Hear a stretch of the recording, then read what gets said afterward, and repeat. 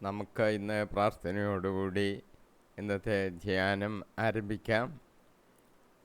ദൈവത്തിൻ്റെ പരിശുദ്ധാത്മാവ് ഞങ്ങളുടെ ഹൃദയങ്ങളിലേക്ക് ഇറങ്ങി വരണമേ. പരിശുദ്ധാത്മാവ് ഇന്ന് ഞങ്ങളെ ധ്യാനിപ്പിക്കണമേ. ഇന്ന് ഞങ്ങൾ ധ്യാനിക്കാൻ ഉദ്ദേശിക്കുന്ന ഭാഗങ്ങളുടെ അർത്ഥം ആഴമായ തലങ്ങളിലേക്ക് ദൈവത്തിൻ്റെ പരിശുദ്ധാത്മാവ് ഞങ്ങൾക്ക് പറഞ്ഞു തന്ന് കർത്താവിലുള്ള വിശ്വാസത്തെ ഞങ്ങളെ ദൃഢപ്പെടുത്തി രക്ഷയുടെ അനുഭവത്തിൽ ശക്തി പ്രാപിക്കുവാൻ ദൈവത്തിൻ്റെ പരിശുദ്ധാത്മാവ് ഇടപെടണമേ. നീ വെളിപ്പെടുത്തി തരണമേ. അടിയൻ്റെ നാവുകളെ തുറക്കണമേ. അനേകർ കർത്താവെ ഈ വചനം കേൾക്കുവാൻ കർത്താവിൻ്റെ കൃപ അവരുടെ മേൽ ചൊരിഞ്ഞ് അനുഗ്രഹിക്കുമാറാകണമെന്ന് പ്രാർത്ഥിക്കുന്നു. അടിയനെ സമർപ്പിക്കുകയാണ്. ദൈവത്തിൻ്റെ കൃപാവരങ്ങൾ, അനുഗ്രഹങ്ങൾ, നിൻ്റെ വാക്കുകൾ ഒക്കെയും തന്ന് ധ്യാനത്തെ നീ അനുഗ്രഹിക്കണമേ. യേശു കർത്താവിൻ്റെ വിലയേറിയ നാമത്തിൽ തന്നെ ആമീൻ. ഇന്ന് നമ്മൾ ധ്യാനിക്കുന്നത് ഗലാത്യ 2-ാം ലേഖനം, തുടർച്ചയായിട്ട് 2-ാം ലേഖനത്തിൻ്റെ 12-ാം വാക്യം മുതലാണ് നമ്മൾ ധ്യാനിക്കാൻ തുടങ്ങുന്നത്. 12-ാം വാക്യം ഞാൻ വായിക്കാം. യാക്കോബിൻ്റെ അടുത്ത് നിന്ന് ചിലർ വരുന്നതുവരെ അവൻ വിജാതിയരോടൊപ്പം ഇരുന്ന് ഭക്ഷിച്ചിരുന്നു. അവർ വന്നു കഴിഞ്ഞപ്പോഴാകട്ടെ പരിച്ഛേദിതരെ ഭയന്ന് അവൻ പിന്മാറിക്കളഞ്ഞു. ഇതാണല്ലോ 12-ാം വാക്യം.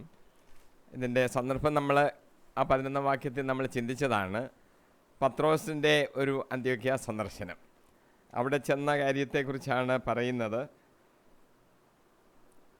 പത്രോസ് അവിടെ നല്ല യഹൂദനാണെന്നിരിക്കലും യഹൂദന്മാരുടെ ആചാരാനുഷ്ഠാനങ്ങൾക്കെല്ലാം ഇപ്പോൾ അങ്ങനെ അദ്ദേഹം തയ്യാറല്ല. വിജാതിയരെ രക്ഷയിലേക്ക് വരുത്തേണ്ടതാണല്ലോ.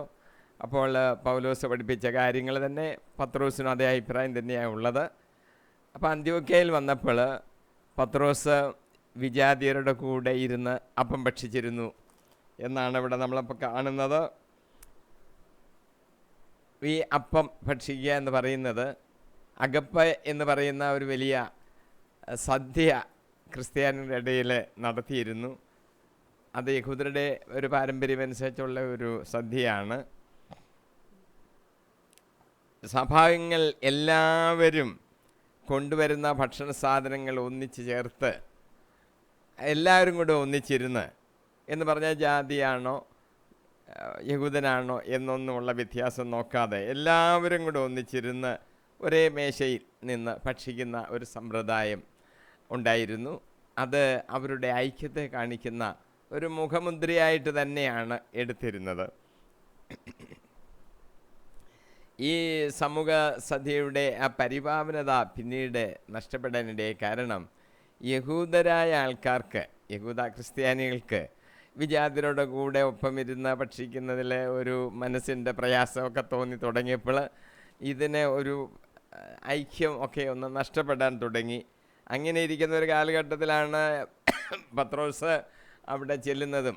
ആദ്യം പത്രോസ് അവരോട് കൂടി ഇരുന്ന് ഭക്ഷിച്ചെങ്കിലും പിന്നീട് പറ്റിയത് ഈ യാക്കോബിൻ്റെ അടുത്ത് നിന്ന്, ജെറുസലേമിൽ സഭയിൽ നിന്ന് യഹൂദ ക്രിസ്ത്യാനികൾ കുറച്ച് പേര് അവിടെ ചെന്നു. കള്ള സഹോദരങ്ങൾ എന്നാണ് പൗലോസ് അതിനെക്കുറിച്ച് പറഞ്ഞിരിക്കുന്നത്. അവിടെ ചെന്നപ്പോൾ അവർ ഞങ്ങൾ ഉന്നത ജാതിക്കാർ എന്നുള്ള വലിയ ഭാവത്തിൽ നടന്നതുകൊണ്ട് അവർ വിജാതിരുടെ കൂടെ ഭക്ഷിച്ചില്ല. എന്ന് തന്നെയുമല്ല, അതങ്ങനെ ഭക്ഷിക്കുന്നത് ശരിയല്ലെന്നൊക്കെയുള്ള അഭിപ്രായങ്ങളൊക്കെ അങ്ങ് പറഞ്ഞു പരത്തി പത്രോസ് അതിലങ്ങ് വീണുപോയി. പത്രോസും പിന്നെ ചെറുതായിട്ട് ഈ ഭക്ഷണം കഴിക്കുന്നതിൽ നിന്ന് അകലാൻ തുടങ്ങി. വിജാതിയരോട് ഭക്ഷിക്കാൻ ഇരുന്നില്ല. അപ്പോൾ പൗലോസ് തൻ്റെ സ്വതസിദ്ധമായ നിർഭയത്തിൽ നിന്ന് പത്രോസിനോട് എതിർത്ത് നിന്നു. പൗലോസ് തെറ്റുകളെ ഗൗരവമനുസരിച്ച് യഥാവസരം കൈകാര്യം ചെയ്യുന്നതിന് സമർത്ഥനായിരുന്നു. അങ്ങനെ അദ്ദേഹം ചെയ്യുമായിരുന്നു എന്നുള്ളതിൻ്റെ നല്ല ഒരു ഉദാഹരണമാണ് ഈ സംഭവത്തിൽ നിന്ന് നമുക്ക് കാണുവാൻ സാധിക്കുന്നത്. യാക്കോബിൻ്റെ അടുത്ത് നിന്ന് വരുന്നതുവരെ പത്രോസ് വിജാതിരുടെ കൂടെ ഭക്ഷിച്ചിരുന്നു. പക്ഷെ അവർ വന്നു കഴിഞ്ഞപ്പോഴാകട്ടെ പരിച്ഛേദിതരെ ഭയന്ന് അവൻ പിന്മാറിക്കളഞ്ഞു. പരിച്ഛേദിതരായ യഹൂദർ വന്നപ്പോൾ പത്രോസ് പിന്മാറിക്കളഞ്ഞു. എന്തുകൊണ്ടാണെന്ന് അവിടെ എഴുതി, അവരെ ഭയന്ന്. അത് നമ്മളൊന്ന് ശ്രദ്ധിച്ചോണം, വാക്ക് ഭയന്ന്. സഭയുടെ മേൽനോട്ടം വഹിക്കാനുള്ള പത്രോസ് സാധാരണ ലേമൻ എന്ന് വിശേഷിപ്പിക്കാവുന്ന ആൾക്കാർ വിജാതിലൂടെ ഇരുന്ന് ഭക്ഷിക്കുന്നത് ശരിയല്ല എന്നുള്ള അഭിപ്രായം പറഞ്ഞപ്പോൾ പത്രോസ് പിന്മാറാൻ കാരണം അവൻ അവരെ ഭയന്നു. ഈ ഭയം തെറ്റിലേക്ക് നയിക്കുന്ന ഒരു കാര്യമാണെന്ന് നമ്മളെല്ലാവരും മനസ്സിലാക്കണം. വിശ്വാസം ഏറ്റുപറയുന്നതിൽ നിന്ന് നമ്മൾ പലപ്പോഴും മാറി നിൽക്കുന്നതിന് കാരണം ഭയമാണ്. ഗവൺമെൻറ് തലത്തിൽ എതിർപ്പുകൾ ഉണ്ടാകുമ്പോൾ ശക്തമായിട്ട് നമുക്ക് പറയാൻ കഴിയാത്തത് എന്താണ്? ഭയമാണ്. അനീതിക്കെതിരെ നമ്മളൊരു വാക്ക് പറയാൻ നമുക്കറിയാം അത് അനീതിയാണെന്നെങ്കിലും ഒരു എതിർവാക്ക് പറയുവാൻ നമ്മൾ കഴിയാതെ മാറി നിൽക്കുന്നതിൻ്റെ കാരണം എന്താണ്? ഭയമാണ്. ഈ ഭയം പിശാചിൻ്റെ ഒരു ആയുധമാണെന്ന് നമുക്ക് വിചാരിക്കാം. നമ്മളെ മനസ്സിൽ ചില ഭയങ്ങളും ഒക്കെ ഉണ്ടാക്കിയെടുത്തിട്ട് വിശ്വാസത്തിൽ പോരാടുന്നതിൽ നിന്ന് നമ്മളെ മാറ്റി നിർത്തുന്ന ആ ആയുധമാണ് ഈ ഭയം പിശാച് കൊണ്ടുവരുന്നത്. അങ്ങനെ പത്രോസ് അവിടെ മാറി നിൽക്കുന്നു എന്ന് നമുക്ക് കാണുവാൻ സാധിക്കും. പൗലോസിനെ സംബന്ധിച്ച് അദ്ദേഹത്തെ വിശ്വാസത്തിനെതിരായിട്ട് എന്ത് വന്നാലും അതിന് ശക്തമായി പോരാടുന്ന ഒരു പൗലോസിനെയാണ് നമ്മൾ കാണുന്നത്. പൗലോസ് ഫിലിപ്പിയർക്ക് എഴുതിയ ലേഖനത്തിലെ ഒരു വാചകം അദ്ദേഹത്തിൻ്റെ ഈ പോരാട്ടത്തിന് ഒരു തെളിവാണ്. അത് എഴുതിയിരിക്കുന്നു. ഫിലിപ്പിയ ലേഖനം 1-ാം അധ്യായം 27 ഞാൻ വായിക്കുകയാണ്. പൗലോസ് ഇങ്ങനെ നിർദ്ദേശിക്കുകയാണ് ഫിലിപ്പിയരോട്: ഞാൻ നിങ്ങളെ വന്ന് കണ്ടാലും നിങ്ങളിൽ നിന്ന് വിദൂരസ്ഥനായിരുന്നാലും നിങ്ങൾ ഒരേ ആത്മാവോടും ഒരേ മനസ്സോടും കൂടി ഉറച്ചു നിന്ന് സുവിശേഷത്തിലുള്ള വിശ്വാസത്തിനു വേണ്ടി പോരാടുന്നു എന്ന് നിങ്ങളെക്കുറിച്ച് കേൾക്കുവാൻ തക്ക വിധം ക്രിസ്തുവിൻ്റെ സുവിശേഷത്തിന് യോഗ്യമായ രീതിയിൽ നിങ്ങൾ ജീവിക്കണമെന്ന് മാത്രം. വിശ്വാസത്തിന് വേണ്ടി ഞാൻ അവിടെ ഉണ്ടെങ്കിലും ഇല്ലെങ്കിലും, എൻ്റെ സാന്നിധ്യം അവിടെ ഉണ്ടെങ്കിലും ഇല്ലെങ്കിലും, നിങ്ങൾ വിശ്വാസത്തിന് വേണ്ടി പോരാടണം, ആ വിശ്വാസത്തിനനുസരിച്ച് ജീവിക്കണം എന്നാണ് എനിക്ക് കേൾക്കേണ്ടത് എന്ന് പൗലോസ് അവരെ നിർദ്ദേശിക്കുകയാണ്. നാം ക്രിസ്തുവിൻ്റെ സുവിശേഷത്തിന് യോഗ്യരായിട്ട് ജീവിക്കണം. നമ്മുടെ ജീവിതം ആ വിശ്വാസത്തിന് യോഗ്യമായതായിരിക്കണം. മനസ്സിൽ വിശ്വസിക്കുന്നെന്ന് പറയുകയും പ്രവർത്തന തലത്തിൽ വരുമ്പോൾ ഭയന്ന് മാറിക്കളയുകയും ചെയ്യുന്ന ഒരു ഏർപ്പാട് ക്രിസ്തീയ ജീവിതത്തിന് യോജിച്ചത് അല്ല.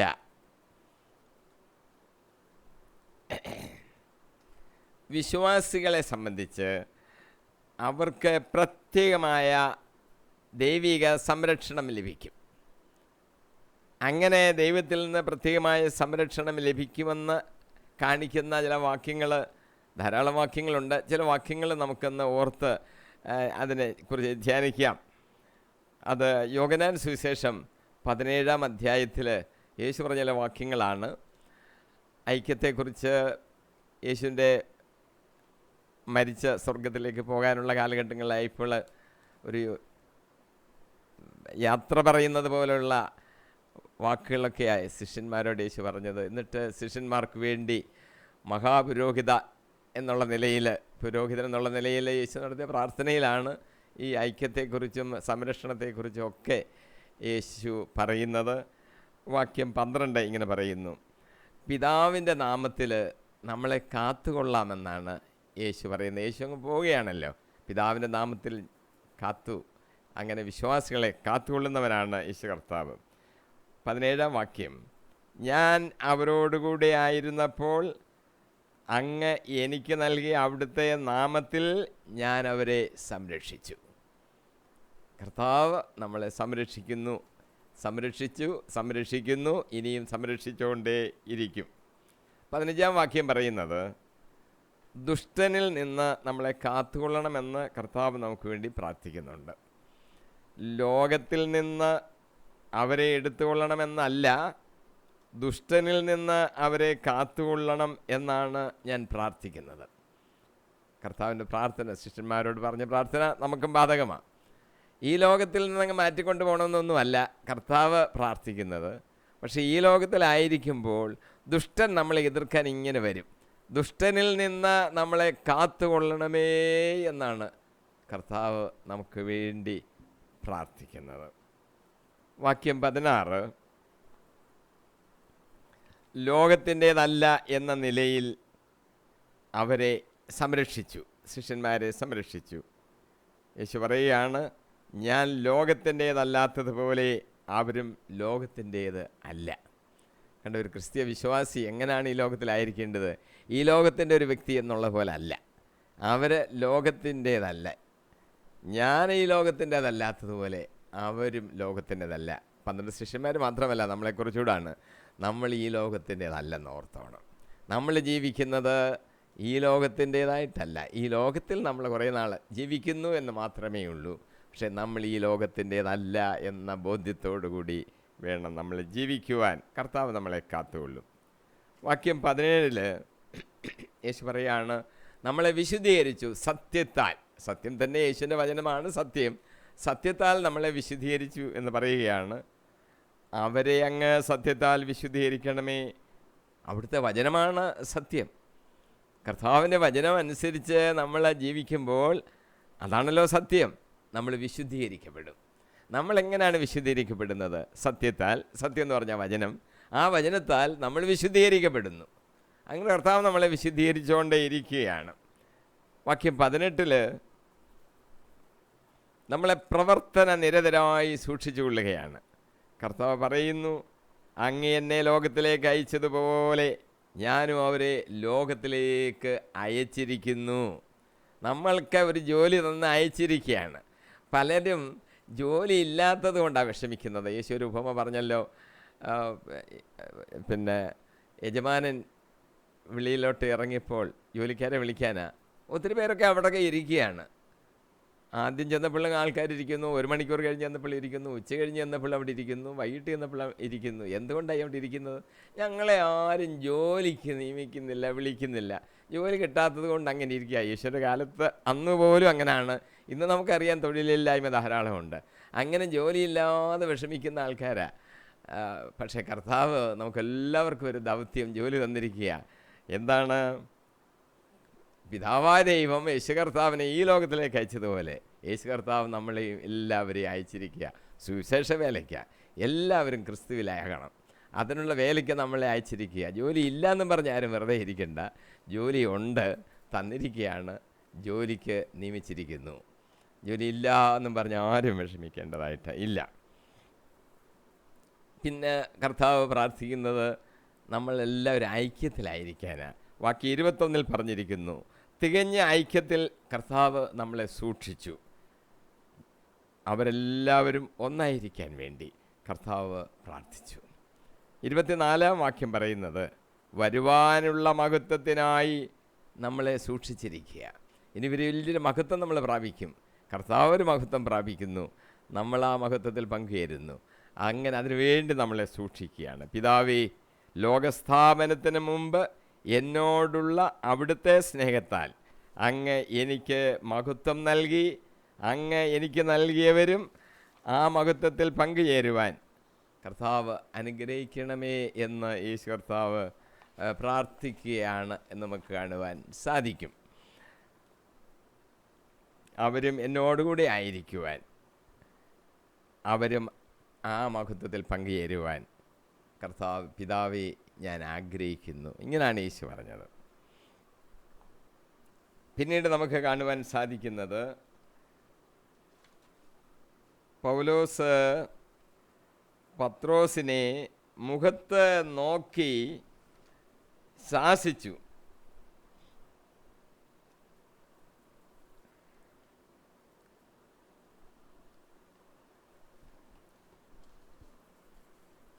പൗലോസ് പത്രോസിനെ ശാസിച്ചു.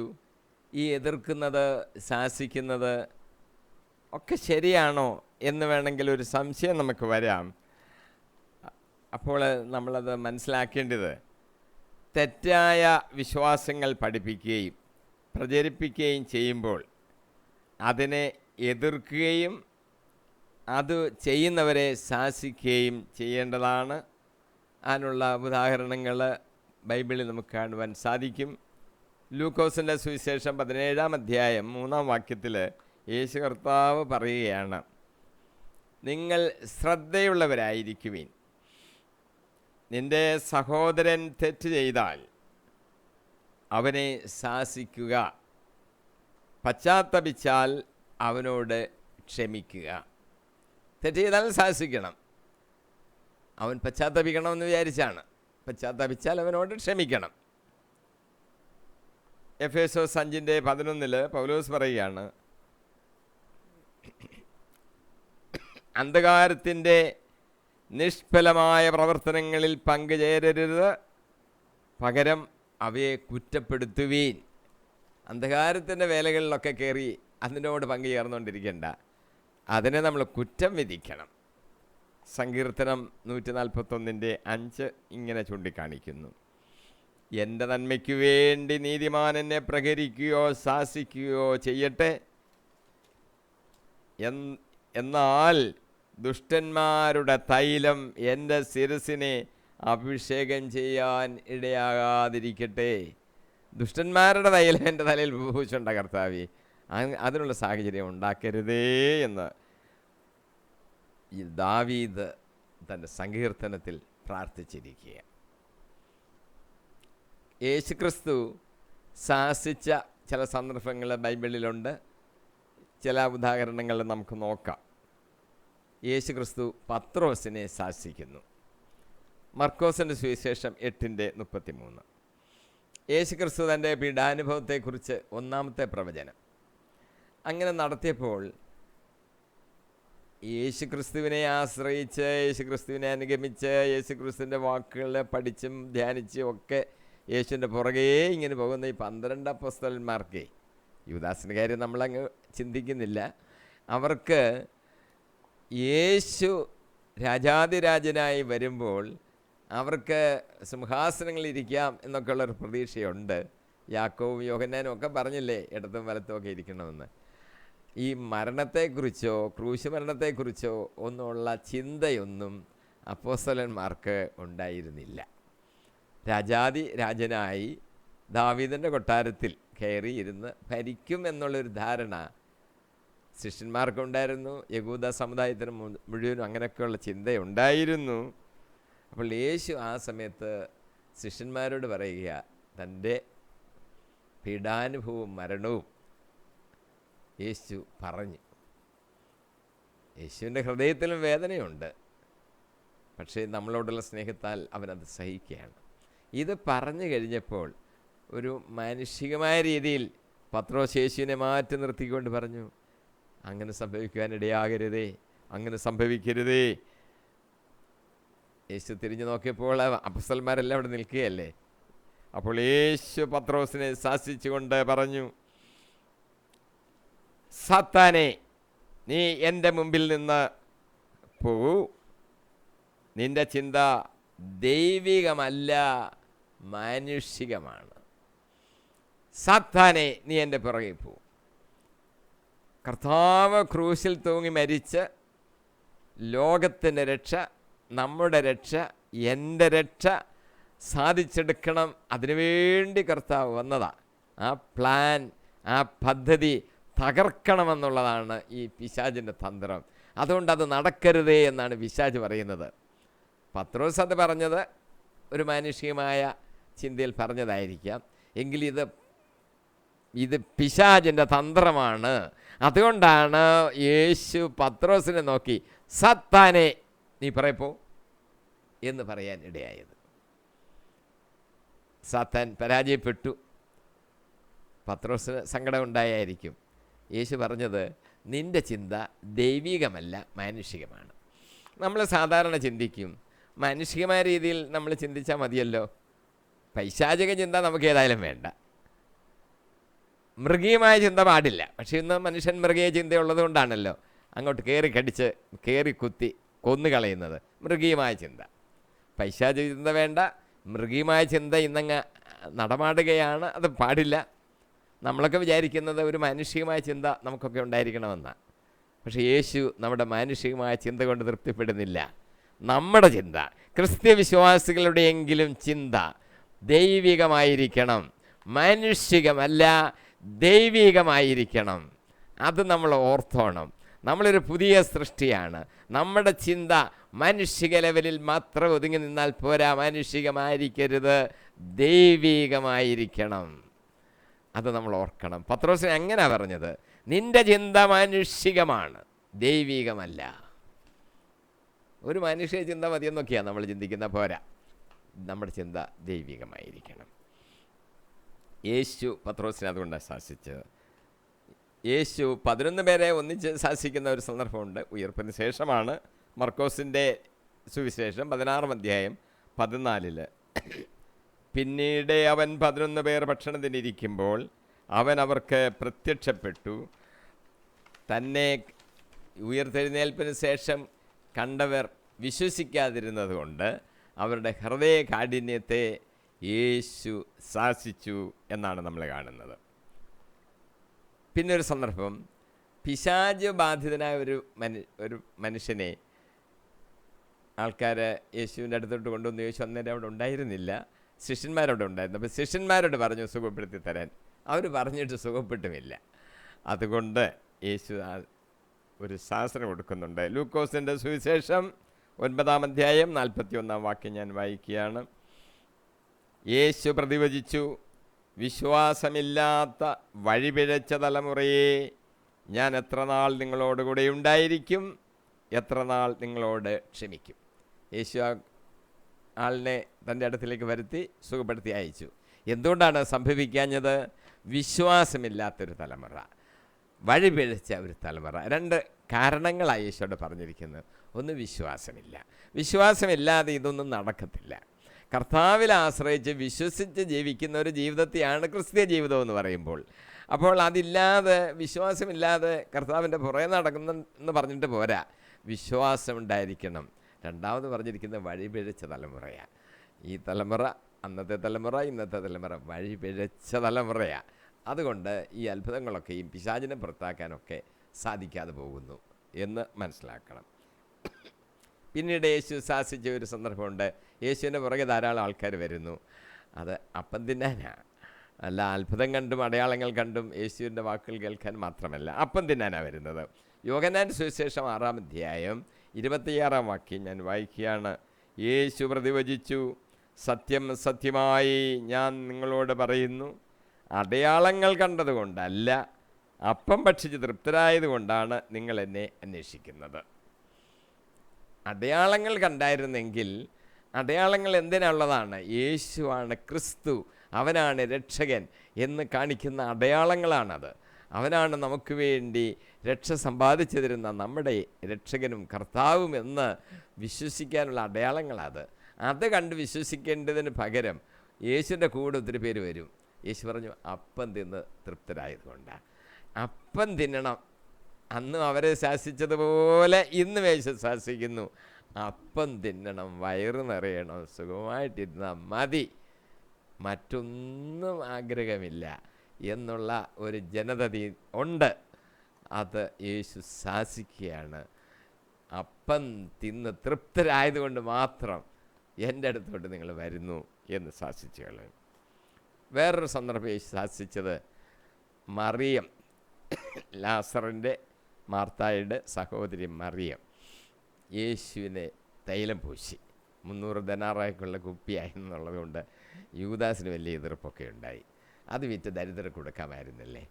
അങ്ങനെ ആ മറിയത്തേനെ നല്ലൊരു കാര്യം യേശു പറഞ്ഞ്, എൻ്റെ ശവസംസ്കാരത്തിന് വേണ്ടി അവൾ കാത്തു സൂക്ഷിച്ചു, അതാ ചെയ്തത് എന്ന് വിചാരിച്ചാൽ മതി എന്ന് യേശു പറഞ്ഞിട്ടുണ്ട്. അപ്പോൾ അത് എതിർത്തവരെ യേശു ശാസിക്കുകയാണ്. യേശു പറയുകയാണ്, എൻ്റെ ശവസംസ്കാര ദിനത്തിനായി ഇത് ചെയ്തു എന്ന് അവൾ കരുതിക്കൊള്ളട്ടെ. ദരിദ്രർ എപ്പോഴും നിങ്ങളോടുകൂടി ഉണ്ടല്ലോ, ഞാനെപ്പോഴും നിങ്ങളോടുകൂടെ ഉണ്ടായിരിക്കുകയില്ല. അപ്പോൾ നല്ലൊരു കാര്യം ചെയ്തതിന് ശാസിച്ചു. നല്ലൊരു കാര്യം ചെയ്യുമ്പോൾ ശാസ്ത്രം കിട്ടുന്ന പല സന്ദർഭങ്ങളും നമ്മുടെ ഇടയിൽ ഇപ്പോഴും ഉണ്ട്. നമ്മൾ അങ്ങ് സമാധാനപ്പെടണം. ഞാൻ നല്ല കാര്യമാണല്ലോ ചെയ്തത്, നല്ല കാര്യം ചെയ്തിട്ടും എന്നെ ശാസിച്ചല്ലോ. കർത്താവ് സഹിച്ചതുപോലെ നമ്മൾ സഹിക്കുക എന്നുള്ളതാണ് നമ്മൾ ചെയ്യേണ്ടത്. യേശു ഒരു കാര്യം ഇവിടെ ഒരു പ്രവചനം പോലെ അങ്ങ് പറഞ്ഞിട്ടുണ്ട്, ദരിദ്രർ എപ്പോഴും നിങ്ങളോടുകൂടി ഉണ്ടല്ലോ. ദരിദ്രരെ സംരക്ഷിക്കേണ്ടത്, ഭക്ഷണമില്ലാത്തവർക്ക് ഭക്ഷണം കൊടുക്കേണ്ടത്, ദാഹജലമില്ലാത്തവർക്ക് ദാഹജലം കൊടുക്കേണ്ടത്, അവർ ഈ ലോകത്തിൽ നമ്മളെപ്പോലെ ജീവിക്കേണ്ടവരാണെന്ന് കരുതി അവരെ സംരക്ഷിക്കേണ്ട ചുമതല നമുക്കുണ്ട്. ഈ ദാരിദ്ര്യം എത്രയോ നൂറ്റാണ്ടുകൾ കൊണ്ട് ദാരിദ്ര്യം ഉച്ചാടനം ചെയ്യാൻ മനുഷ്യൻ ശ്രമിക്കുന്നുണ്ട്, രാഷ്ട്രീയക്കാർ ശ്രമിക്കുന്നുണ്ട്, തലവന്മാർ ശ്രമിക്കുന്നുണ്ട്, മാറുന്നില്ലെന്നുള്ളത് വാസ്തവമായി യേശു പറഞ്ഞില്ലേ, ദരിദ്രർ എപ്പോഴും നിങ്ങളോട് കൂടിയുണ്ട്. അപ്പോൾ സഹായിക്കണമെന്ന് വിചാരിച്ചാൽ സഹായിക്കപ്പെടേണ്ടവർ ധാരാളം ഉണ്ട്.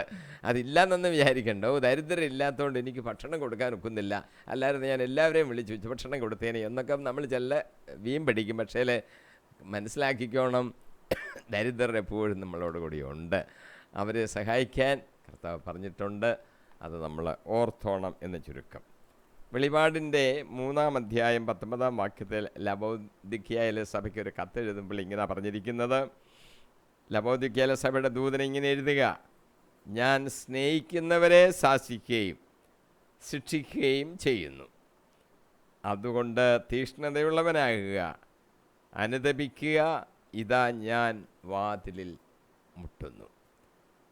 നമ്മൾ അനുതപിച്ചോണം, തീക്ഷ്ണതയോടുകൂടി ഇരിക്കണം. കർത്താവ് നമ്മുടെ വാതിക്കൽ വന്ന് മുട്ടുകയാണ്. ഇനി നമ്മൾ വാക്യം 13 കയറുകയാണ്. വാക്യം 13 ഞാൻ വായിക്കുന്നു. അവനോടൊപ്പം എന്നുവെച്ചാൽ പത്രോസിനോടൊപ്പം ബാക്കി യഹൂദന്മാരും കപടമായി പെരുമാറി അവരുടെ കാപട്യത്താൽ ബാർണബാസ് പോലും വഴിതെറ്റിക്കപ്പെട്ടു. അവരുടെ ആ പ്രവർത്തനം കണ്ടപ്പോൾ പലരും വഴിതെറ്റി, ബാർണബാസ് പോലും വഴിതെറ്റി. പത്രോസ് ഭക്ഷണം കഴിക്കാതെ മാറി എന്നപ്പോൾ പലരും മാറി, യഹൂദന്മാർ പലരും മാറി. ഏറ്റവും പ്രയാസം പൗലോസിന് തോന്നുന്നത് ബാർണബാസ് പോലും മാറിപ്പോയി. ബാർണബാസ് പൗലോസിൻ്റെ കൂടെ നടന്ന്, അപ്പം പൗലോസിൻ്റെ വിശ്വാസത്യങ്ങൾ കൂടുതൽ മനസ്സിലാക്കിയ ഒരാളാണ് ബാർണബാസ്. അദ്ദേഹം പോലും മാറിക്കളഞ്ഞു. അദ്ദേഹം ഒരു യഹൂദനാണ്. പൗലോസിനെ ആദ്യമൊക്കെ മറ്റ് ശിഷ്യന്മാരുടെ ഒക്കെ അടുത്തോട്ട് കൂട്ടിക്കൊണ്ടുവന്നതൊക്കെയും ബാർണബാസാണ്. പൗലോസിൻ്റെ കൂടെ അങ്ങ് പ്രവർത്തിക്കുക. പക്ഷേ ഇപ്പോൾ പൗലോസും വഴിതെറ്റിക്കപ്പെട്ടു.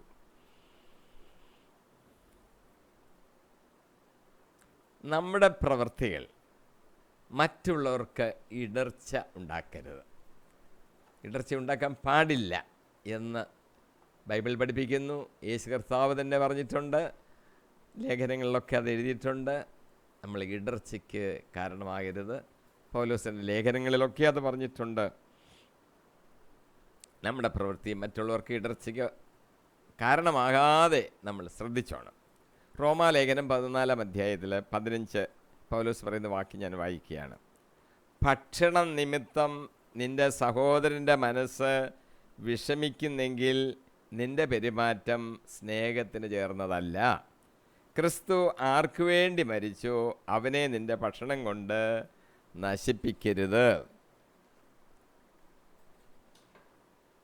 ക്രിസ്തു നമുക്ക് വേണ്ടിയാണല്ലോ മരിച്ചത്. ഒരു ഭക്ഷണത്തിൻ്റെ പേരിൽ നമ്മുടെ സഹോദരന് ഇടർച്ച വരുത്തി അവൻ വിശ്വാസത്തിൽ നിന്ന് വിട്ടുപോകാൻ കാരണമാകുന്നെങ്കിൽ അത് വലിയ തെറ്റാണ്.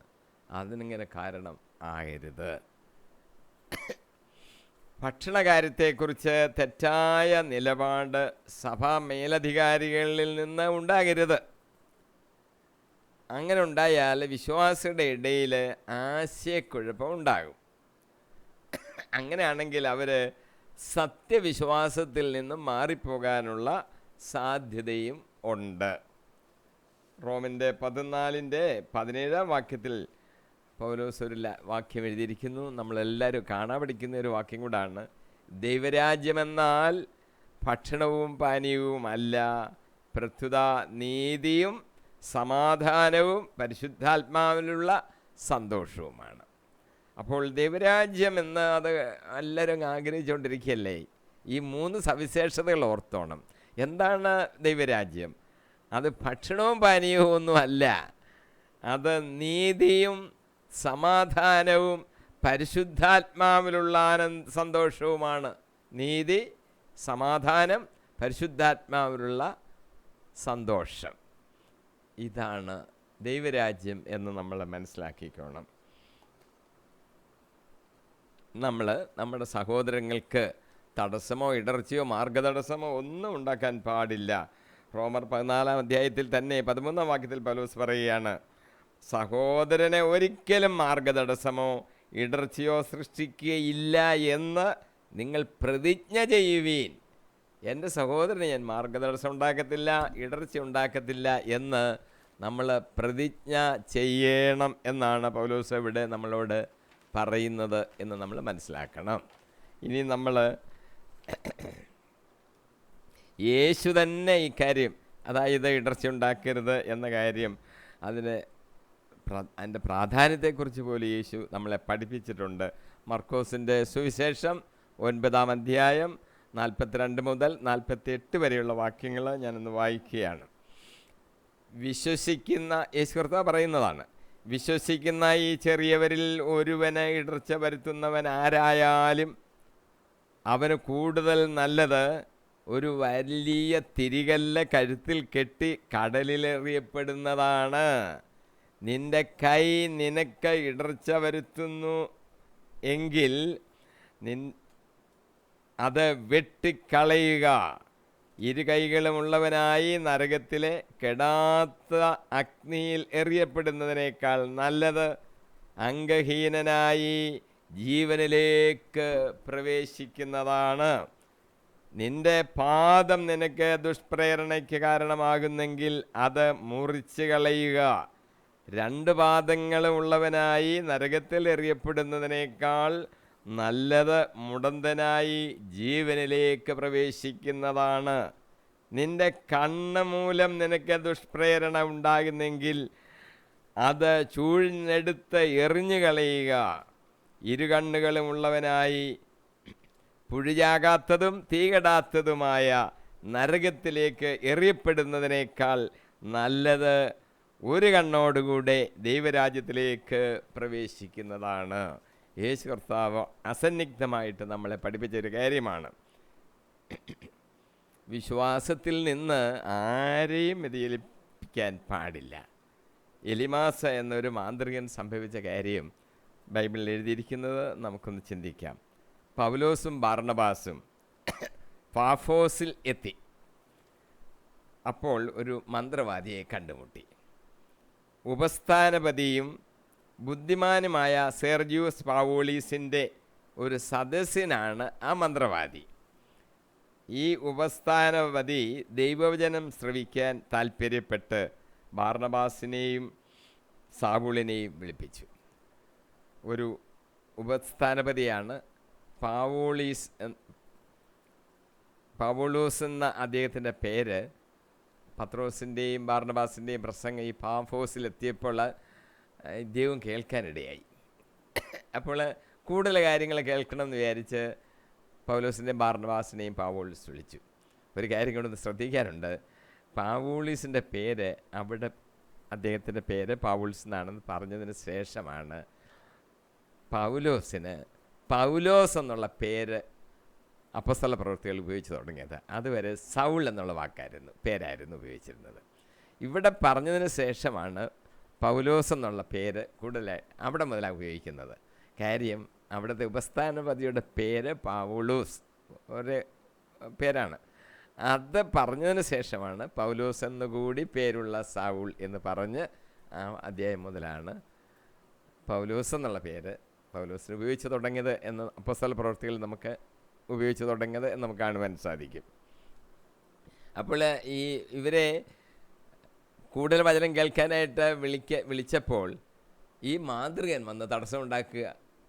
അയാൾ അങ്ങോട്ട് അനുവദിക്കത്തില്ല. അയാൾ ഒരു സദസ്യനാണല്ലോ, അയാൾ അനുവദിക്കത്തില്ല.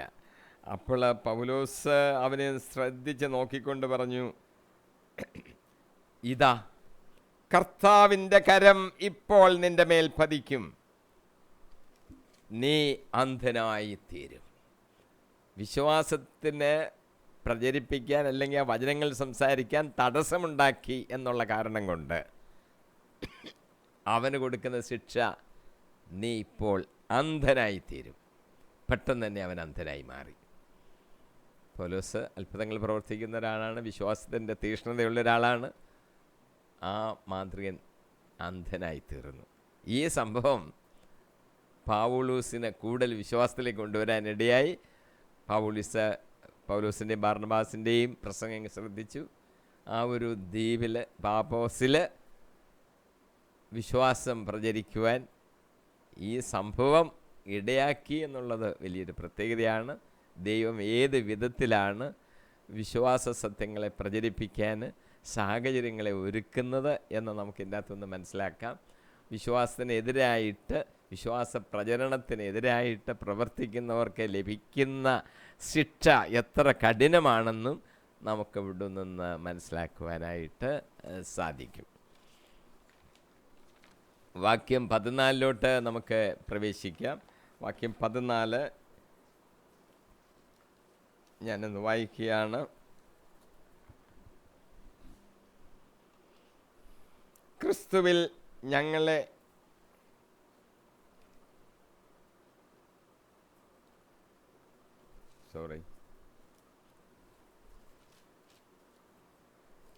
വാക്യം 14 അവരുടെ പെരുമാറ്റം സുവിശേഷ സത്യവുമായി പൊരുത്തപ്പെടുന്നില്ലെന്ന് കണ്ടപ്പോൾ എല്ലാവരുടെയും മുമ്പിൽ വെച്ച് ഞാൻ കേപ്പായിട്ട് പറഞ്ഞു, യഹൂദനായ നീ യഹൂദനെ പോലെ അല്ല, വിജാതിനെ പോലെയാണ് ജീവിക്കുന്നതെങ്കിൽ യഹൂദരെ പോലെ ജീവിക്കുവാൻ വിജാതിയരെ പ്രേരിപ്പിക്കുന്നതിന് നിനക്ക് എങ്ങനെ സാധിക്കും?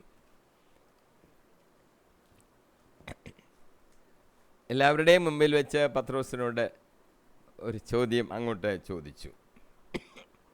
യേശുക്രിസ്തുവിലുള്ള സ്വാതന്ത്ര്യത്തെ ഇല്ലാതാക്കാനുള്ളൊരു ശ്രമമായിരുന്നു യഹൂദ ക്രിസ്ത്യാനികൾ അവിടെ ചെയ്തത്. ഈ യഹൂദ ക്രിസ്ത്യാനികൾ മാറി നിൽക്കുന്നത് ചില സത്യങ്ങളുടെ എതിരായിട്ടാണ്. സത്യത്തിൽ ഈ സത്യങ്ങളെയാണ് ഇവിടെ സ്വാതന്ത്ര്യം എന്ന് പൗലോസ് ഉദ്ദേശിക്കുന്നത്. ക്രിസ്തുവിലുള്ള സ്വാതന്ത്ര്യം എന്ന് പറഞ്ഞാൽ പരിച്ഛേദന കർമ്മം, ഭക്ഷണകാര്യത്തെക്കുറിച്ചുള്ള ചില നിബന്ധനകൾ യഹൂദന്മാർക്കുണ്ടല്ലോ, അതൊന്നും യഥാർത്ഥത്തിൽ വിശ്വാസികൾക്ക് ആവശ്യമില്ല. അപ്പോൾ അതുകൊണ്ട് ആ കാര്യത്തിൽ സ്വതന്ത്രരാണ്. ഈ സ്വാതന്ത്ര്യത്തെക്കുറിച്ചാണ് പൗലോസ് ഇവിടെ സൂചിപ്പിക്കുന്നത്. യഹൂദനെ പോലെ ജീവിക്കുക, വിജാതിനെ പോലെ ജീവിക്കുക എന്നൊക്കെയുള്ള വാക്കുകൾ പൗലോസോടെ പറയുന്നുണ്ടല്ലോ. അപ്പോൾ യഹൂദ പാരമ്പര്യം അനുസരിച്ച് ജീവിക്കണമെന്നുള്ള പത്രോസും ആ വിഭാഗക്കാരുടെ താല്പര്യമല്ല പരിപാലിക്കേണ്ടത്. നമ്മൾ വിജാതിനെ പോലെയുമല്ല ജീവിക്കേണ്ടത്, ഒരു യഥാർത്ഥ ക്രിസ്ത്യാനിയായിട്ടാണ് ജീവിക്കേണ്ടത്. ഇതാണ് പൗലോസ് പറഞ്ഞ് വരുന്നത്. അപ്പോൾ എങ്ങനെയാണ് ഒരു ക്രിസ്ത്യാനിയായി ജീവിക്കേണ്ടത് എന്ന് നമ്മൾ അറിഞ്ഞിരിക്കണം. ഏതാനും വിഷയങ്ങൾ നമുക്കതിൽ ചിന്തിക്കാം. ഒന്ന്, നമ്മളൊരു പുതിയ ജീവിതമാണ് നയിക്കേണ്ടത്. ഒരു പുതിയ ജീവിതം, പഴയതുപോലെ ജീവിച്ചാൽ പോരാ. റോമാലേഖനം 6:4 യേശു ക്രിസ്തുവിൻ്റെ മരണത്തോട് നമ്മെ ഐക്യപ്പെടുത്തിയ ജ്ഞാനസ്നാനത്താൽ നാം അവനോടൊത്ത് സംസ്കരിക്കപ്പെട്ടു. ക്രിസ്തു മരിച്ചതിന് ശേഷം പിതാവിൻ്റെ മഹത്വത്തിൽ ഉയർത്തെഴുന്നേറ്റതുപോലെ നാമും പുതിയ ജീവിതം നയിക്കേണ്ടതിനാണ് അവനോടൊത്ത് സംസ്കരിക്കപ്പെട്ടത്. അതായത് ജ്ഞാനസ്നാനം ഒരു കാര്യം നമ്മളെ ഓർമ്മപ്പെടുത്തുന്നു. ജലത്തിലോട്ട് ഇറങ്ങുന്നത് സംസ്കരിക്കപ്പെടുന്നതിന് അടയാളമാണ്. പത്രോസും പൗലോസും ഈ കാര്യങ്ങൾ അങ്ങനെ വിശദീകരിച്ചിട്ടുണ്ട്. നാം ജ്ഞാനസ്നാന സമയത്ത് ജലത്തിലോട്ട് ഇറങ്ങുന്നതിൻ്റെ അർത്ഥം ഇതുവരെയുള്ള നമ്മുടെ പാപസംബന്ധമായ ജീവിതത്തിൽ നിന്ന് നാം മരിച്ച് അടക്കപ്പെടുന്നു, പിന്നീട് ഉയർക്കുന്നു. അതാണ് വെള്ളത്തിൽ നിന്ന് പൊങ്ങി വരുന്നതിനെ കാണിക്കുന്നത്. അപ്പോൾ അങ്ങനെയാണെങ്കിൽ അതിൻ്റെ അർത്ഥം നമ്മളൊരു പുതിയ ജീവിതം നയിക്കണം എന്നാണ്.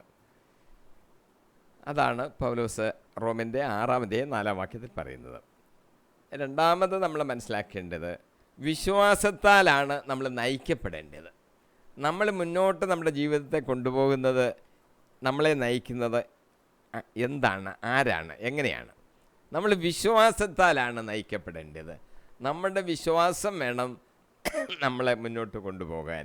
2 കൊരിന്ത്യർ 5:7 പൗലോസ് എഴുതിയിരിക്കുന്നു, ഞങ്ങൾ നയിക്കപ്പെടുന്നത് വിശ്വാസത്താലാണ്, കാഴ്ചയാലല്ല. ഞങ്ങൾക്ക് നല്ല ധൈര്യമുണ്ട്. വിശ്വാസത്താലാണ് ഒരു ക്രിസ്ത്യാനിയുടെ ജീവിതം മുന്നോട്ട് പോകുന്നത്, കാഴ്ചയാലല്ല. കണ്ടതുകൊണ്ടുള്ള ഏതാണ്ട് ഞാൻ കണ്ടു അതുകൊണ്ട് വിശ്വസിക്കുക എന്നുള്ളതല്ല. നമ്മൾ വിശ്വാസം അർപ്പിച്ചിരിക്കുന്നത് ആരിലാണെന്ന് നമുക്കുള്ള പൂർണ്ണ ബോധ്യം വേണം. കർത്താവിൽ, ദൈവത്തിൽ, യേശുക്രിസ്തുവിൽ. നമുക്ക് വേണ്ടി നമ്മളെ സ്നേഹിച്ച്, നമുക്ക് വേണ്ടി മരിച്ച്, പാപത്തിൻ്റെ അടിമത്തത്തിൽ നിന്ന് നമ്മളെ വീണ്ടെടുത്ത രക്ഷകനായ യേശുക്രിസ്തുവിലുള്ള വിശ്വാസമാണ് നമ്മളെ മുന്നോട്ട് നയിക്കുന്നത്. നമുക്കൊരു പ്രതിഫലമുണ്ട്, നിത്യജീവൻ നമുക്ക് ലഭിക്കും, സ്വർഗ്ഗരാജ്യത്തിൽ നമ്മൾ അവകാശികളാണെന്ന്, നാം ദൈവത്തിൻ്റെ മക്കളാണെന്നുള്ള ഉറപ്പ്, ഈ വിശ്വാസമാണ് നമ്മളെ മുന്നോട്ട് നയിക്കേണ്ടത് എന്ന് നമ്മൾ ഓർക്കണം. മൂന്നാമതായി ഒരു ക്രിസ്ത്യാനിക്ക് ആത്മീയത ഉണ്ടായിരിക്കണം. ഗലാത്യ ലേഖനം 5-ാം അധ്യായത്തിൽ ഇന്നത് പറയും, 16-ാം വാക്യത്തിൽ, നിങ്ങളോട് ഞാൻ പറയുന്നു, ആത്മാവിൻ്റെ പ്രേരണയനുസരിച്ച് വ്യാപരിക്കുവിൻ, ജഡമോഹങ്ങളെ ഒരിക്കലും തൃപ്തിപ്പെടുത്തരുത്. നമ്മൾ ഈ ഭൂമിയിലായിരിക്കുമ്പോൾ നമുക്കൊരു ജഡമുള്ളത് കൊണ്ട് ജഡത്തിൻ്റെ ചില മോഹങ്ങൾ നമ്മളെ ഇങ്ങനെ അലട്ടിക്കൊണ്ടിരിക്കും. ജഡമോഹങ്ങളെ തൃപ്തിപ്പെടുത്തരുത്, ആത്മാവിൻ്റെ പ്രേരണയനുസരിച്ച് ജീവിക്കണം. ആത്മാവ് പറയുന്നതനുസരിച്ച് വേണം ഒരു ക്രിസ്ത്യാനി ജീവിക്കുവാൻ. അടുത്തത് 4-ാമത്തെ കാര്യം, വിളിക്ക് യോഗ്യമായ വിധത്തിൽ നമ്മൾ ജീവിക്കണം. ഓരോരുത്തരുടെയും വിളി ഒരു പ്രത്യേക ദൗത്യത്തിനായിരിക്കും, അതനുസരിച്ച് നമ്മൾ ജീവിക്കണം. എഫേസോസ് 4-ാം അധ്യായം 1-ാം വാക്യത്തിൽ പൗലോസ് എഴുതിയിരിക്കുന്നു, കർത്താവിന് വേണ്ടി തടവുകാരനായിരിക്കുന്ന ഞാൻ നിങ്ങളോട് അപേക്ഷിക്കുന്നു, നിങ്ങൾക്ക് ലഭിച്ച വിളിക്ക് യോഗ്യമായ വിധം ജീവിതം നയിക്കുവിൻ. ഓരോരുത്തർക്കും ഓരോ ദൗത്യം ജീവിതത്തിലുണ്ട്. കുടുംബജീവിതം നയിക്കുന്നവർ, പൂർണ്ണ സമയം ദൈവിക വേലകളിൽ ഏർപ്പെട്ടിരിക്കുന്നവർ, ഡോക്ടർമാർ, അധ്യാപകർ, അവരൊരു പ്രത്യേക ദൗത്യത്തിന് വേണ്ടി ദൈവം ആക്കി തീർത്തതാണ്. അവരുടെ കൃത്യങ്ങൾ വളരെ വിശ്വസ്തയോടുകൂടി, തെറ്റുകൾ വരാതെ, ക്രിസ്തീയമായ വിശ്വാസത്തിൽ അടിയുറച്ച് അങ്ങനെ ജീവിക്കുവാനായിട്ട് ശ്രമിക്കണം. 5-ാമത്തെ പോയിൻ്റ്, നമ്മൾ സ്നേഹത്തിൽ ജീവിക്കണം. എഫേസോസ് 5-ന്റെ 2-ാം വാക്യം, ക്രിസ്തു നിങ്ങളെ സ്നേഹിച്ചതുപോലെ നിങ്ങളും സ്നേഹത്തിൽ ജീവിക്കുവിൻ, അവിടുന്ന് നമുക്ക് വേണ്ടി സുരഭില കാഴ്ചയും ബലിയുമായി തന്നെ ദൈവത്തിന് സമർപ്പിച്ചു. യേശുക്രിസ്തു നമ്മളെ എത്രമാത്രം സ്നേഹിച്ചു എന്ന് നമ്മളങ്ങ് ഹൃദയത്തിൽ ധ്യാനിക്കണം. നമുക്ക് വേണ്ടി കുരിശിൽ മരിച്ചു എന്നൊക്കെ ചുമ്മാ അതങ്ങ് പറഞ്ഞാൽ പോരാ. അവൻ സഹിച്ച പീഡകൾ എൻ്റെ പാപത്തിൻ്റെ പരിഹാരമായിരുന്നു. ഞാൻ പാപിയായതുകൊണ്ടാണല്ലോ കർത്താവ് ഈ പീഡകൾ സഹിച്ചത്. എനിക്ക് വേണ്ടി, ഞാൻ പാപിയായിരിക്കേ അവൻ്റെ രക്തം എനിക്ക് വേണ്ടി ചിന്തിയതിൻ്റെ ആ വില നമ്മൾ ഓർക്കണം. അവനൊരു സുരഭില കാഴ്ചയായിട്ട് ദൈവത്തിന് സമർപ്പിച്ചു എന്നോടുള്ള സ്നേഹം കൊണ്ട് എന്ന് നമ്മൾ മനസ്സിലാക്കണം. അതുകൊണ്ട് നമ്മളെല്ലാവരെയും സ്നേഹിക്കണം. അടുത്ത പോയിൻ്റ്, നമ്മൾ വെളിച്ചത്തിൽ സഞ്ചരിക്കണം.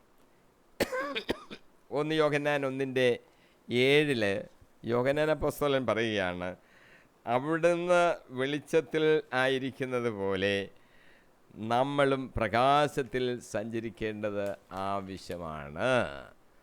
പ്രകാശത്തിൽ വേണം നമ്മൾ സഞ്ചരിക്കാൻ, ഇരുട്ടിൻ്റെ ഇതിലല്ല.